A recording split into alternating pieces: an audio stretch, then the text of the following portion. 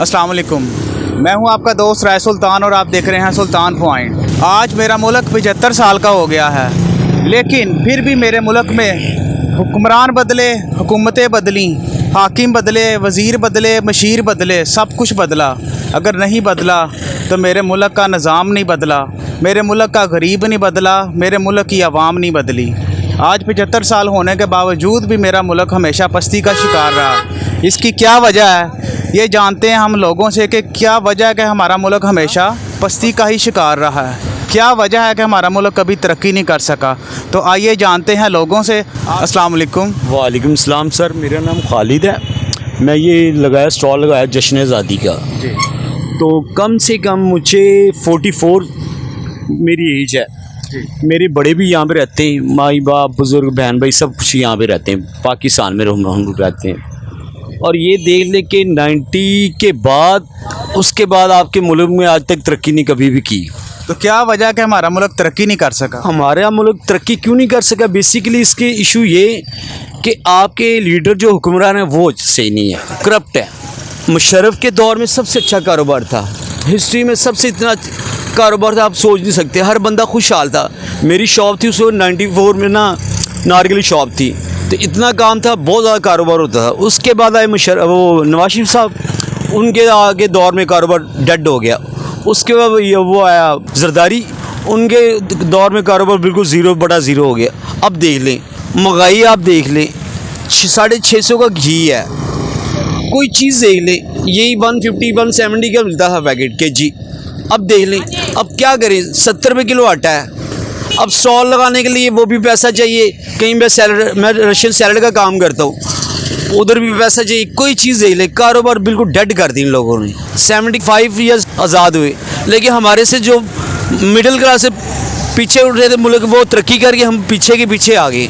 आपके ख्याल में हमारा लाहे अमल क्या होना चाहिए जिसकी वजह से मुल्क तरक्की कर सके। सर बेसिकली हमारे हुक्मरान अच्छे होने चाहिए, क्योंकि आपको एक अच्छा लीडर चाहिए, हुक्मरान अच्छा चाहिए। हम खुद ही पहले अपने आप को सही करें, फिर हम किसी पे बात करें। यहाँ पे वो निज़ाम होना चाहिए ख़मीनी वाला। ये जितने भी सियासतदान हैं ना, इनको एक कमरे में बैठा के बम धमाके से उड़ाया हुआ।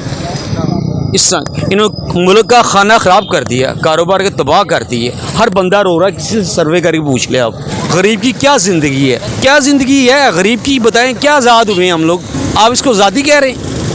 ग़ुलामी है, हमारे लिए बहुत बड़ी ग़ुलामी है ये। आप इसको आज़ाद कह रहे हैं? आज़ाद माशरे में बैठे हैं, कहाँ आज़ाद हैं? लेकिन हमारे पास वोट की सहूलत तो है ना, आप अपनी मर्ज़ी से हम लोगों को ला सकते। सर वो सहूलत का क्या फ़ायदा है? आप जिसको मर्ज़ी अपनी मर्ज़ी से उठा कर ले आए, जो भी सियासतदान। आपको ही पता है ये सारे काम कौन करा रहा है, आपको ही पता है, मुझे भी पता है। यार को अच्छा लीडर दो। भुट्टो था, भुट्टो के बाद आया इमरान खान आया। भुट्टो सबसे आपका हिस्ट्री का वर्ल्ड का लीडर था। आज अगर भुट्टो होता तो आपके मुल्क में हर चीज़ की खुशहाली होनी थी, वर्ल्ड बैंक यहाँ पे होना था। अब देखें कौन से सियासतदान हैं, क्या दे रहे हैं आप आवाम को, क्या शूर दे रहे हैं आप?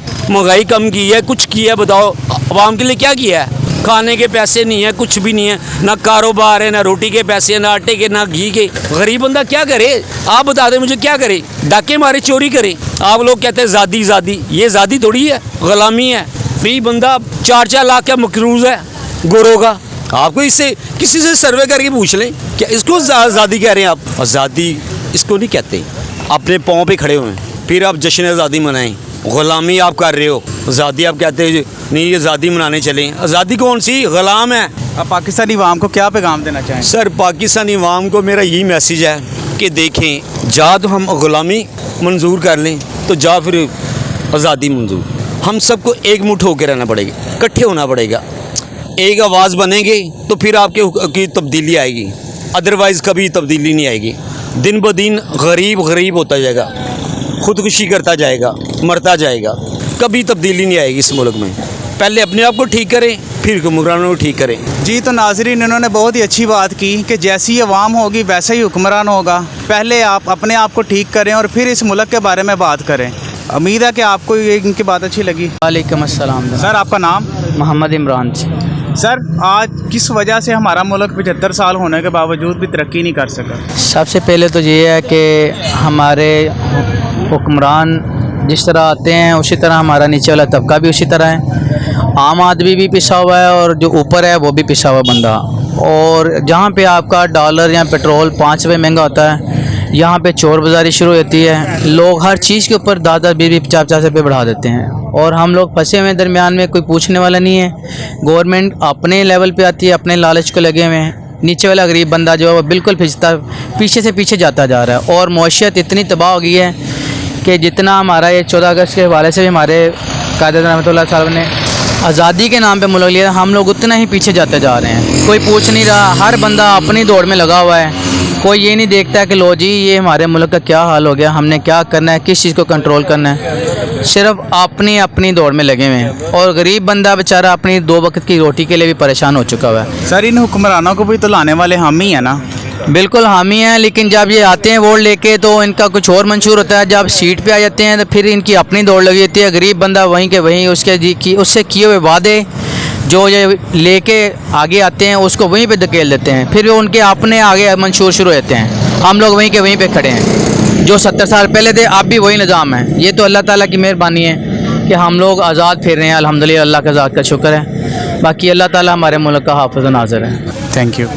इंसान हो या मुल्क हो, जब सूद पे चलता है ना जी, वो कभी तरक्की नहीं कर सकते। भावें ये 100 साल के 1000 साल कर लें, ये इनकी तरक्की होनी नहीं, ना इनकी रिज़्क़ में बरकत होनी है। अल्लाह ताला रिज़्क़ देने वाला बेहतरीन। 1000 रुपये किलो भी अगर आटा हो जाएगा ना तो अल्लाह ताला बंदे को भूखा नहीं मरने देगा। ये दुनिया में जो मर्जी घूम कर लें, जो मर्जी चक्कर चला लें, अमीर से अमीर हो जाएँ, अरब खरबपति, आखिर में जिन्होंने मर जाना है, इनके पिछले खाएंगे, इनकी कब्र भारी होगी। और ये हकीकत है। जो आप जिसकी बात कर रहे हैं अयूब खां की, आप आज से 60-65 की बात है। अयूब खां के दौर में ये कुत्ता वाम ने कहा था, उसने कहा ये पड़ा हुआ भाई सीफा मेरा, मैं जा रहा हूँ, मैं कुत्ता हो गया हूँ मैं। अब जो कुत्ते हैं उनका भी कोई समझ नहीं आ रही, खाई जा रहे हैं, नस्ल खाई जाएंगे, ये कुछ नहीं होगा। लेकिन अल्लाह ताला ने मुल्क जो ऐसा बना दिया है, इसमें इंशाल्लाह बरकत होगी। कभी भी कुछ नहीं हो सकता, कभी कोई दूसरी निगाह सो नहीं पड़ सकती अल्लाह की मेहरबानी से। लेकिन इनको लाने वाले भी तो हम ही हैं ना। हम लोग हैं, हम लोग में शऊर नहीं है, तालीम नहीं है, इसी से हम लोग मार खा रहे हैं। जब अपने कोई बंदे को हम मुंतखब करते हैं, उसका सोचते नहीं कि यार ये बंदा क्या है, इसकी पिछली बैकग्राउंड क्या है, क्या मसला मसाइल है, उसे वोट दे देंगे आंखें बंद करके। कोई क्या आटे का थैला लेके वोट दे देगा, कोई घी का डब्बा लेके वोट दे देगा और बाद में वो सारी उम्र 5 साल जूतियाँ ही खाता रहेगा। कोई बंदा बाद में गालियाँ दे रहा होता है बाद में कि यार ये क्या कर दिया हमने। ये लोग क्या कहते हैं, असम्बली में जाके दूसरों से पैसे लेके बिक जाते। बस अवाम परेशान, अवाम में रहना ही परेशान है। सूद पे मुल्क चल रहा है, ये सुखी नहीं हो सकता, वहाँ जो मर्जी हो जाए। हमारा तो सारा निज़ाम ही सूद पे है, तो फिर ख़त्म कैसे होगा? ये नहीं हो सकता ख़त्म। ये ज़मीन में सर तन के डूबते जाएंगे, मरते जाएंगे, ये कुछ भी नहीं हो सकता इनका। अभी देखें ना, जो अब मिसाल तौर पे आज से 15-10 साल पीछे जाएँ, 20 साल पीछे जाए, हमारा सूद कम था। अब तो बच्चा पैदा होने वाला भी 4 लाख कर रही है। ये अभी इन्होंने और सूद लेना है, कोई और बंदा आएगा वो सूद लेगा। ये आखिर आस्ते आस्ते इन्होंने ख़त्म हो जाना है, मर जाना है। नए बंदे आते रहेंगे, ये सिस्टम चलता रहेगा और इसका कोई इलाज नहीं है।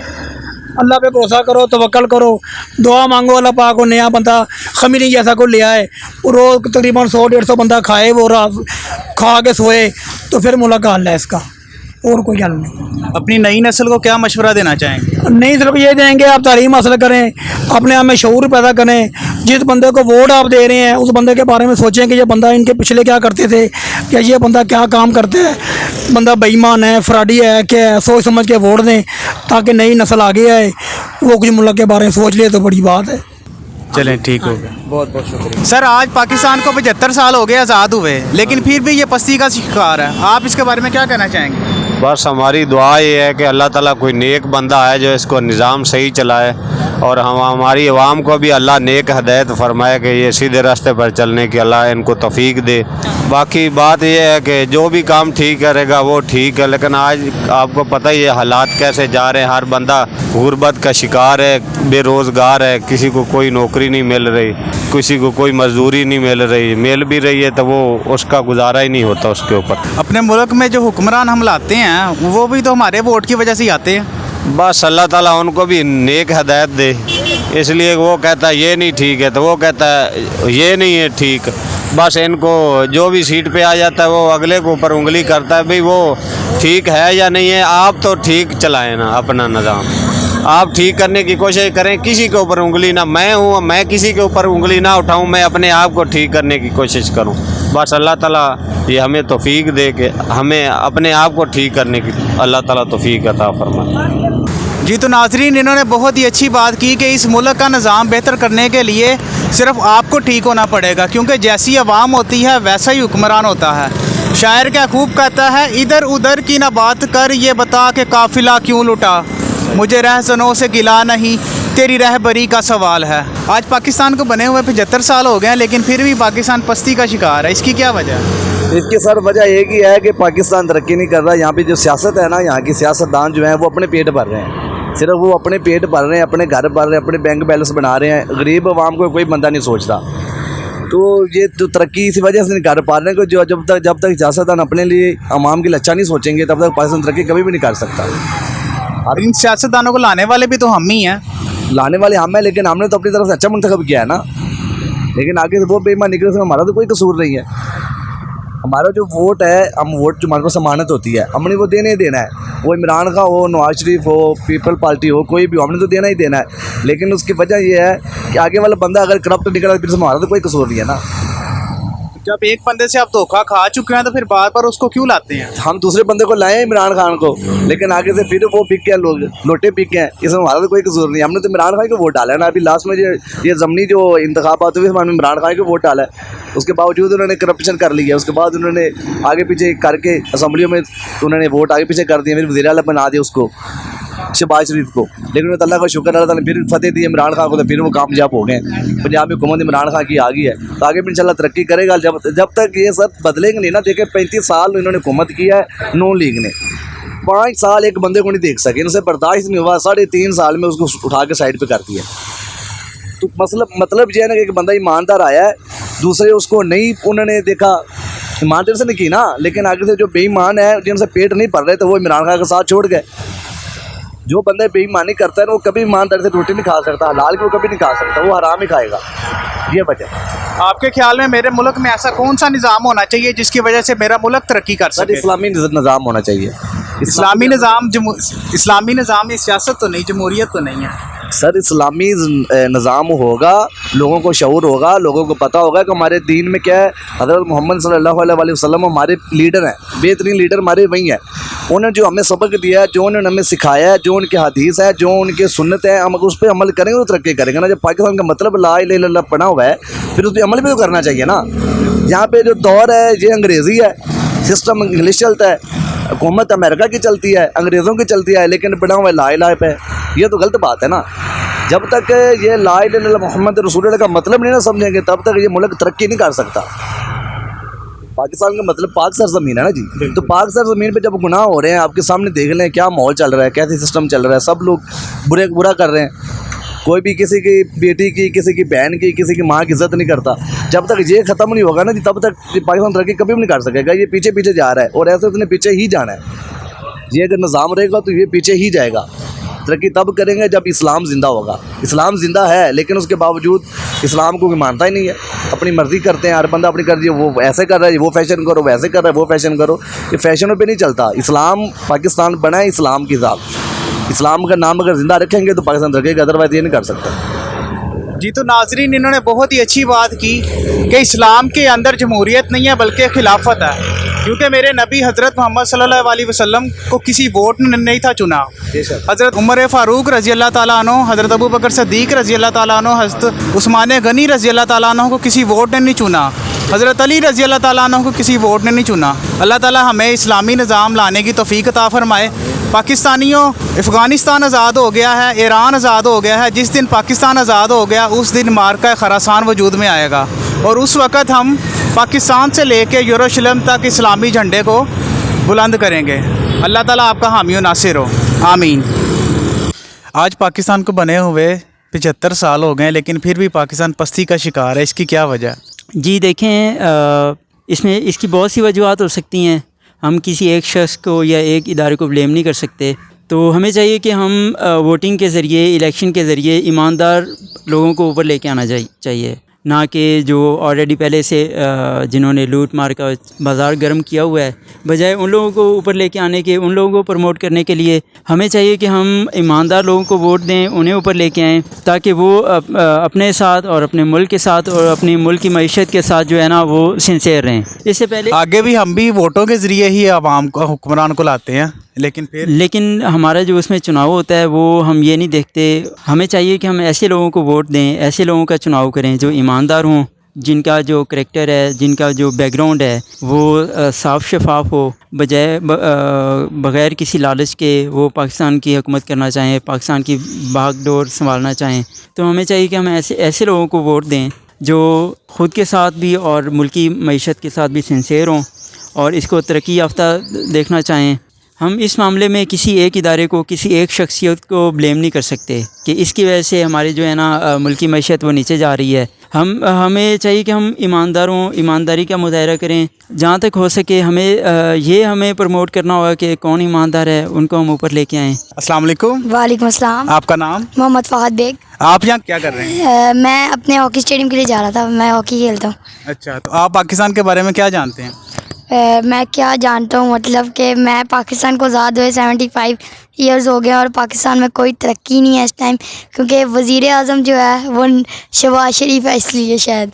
इसकी फिर क्या वजह हो सकती? इसकी वजह यह है कि हमें वज़ीर आज़म तब्दील करना पड़ेगा, वज़ीर आज़म इमरान खान को बनाए। इमरान खान ने आके क्या कर लेना? इमरान खान ने बहुत कुछ कर लेना, अभी आने तो दें उसे।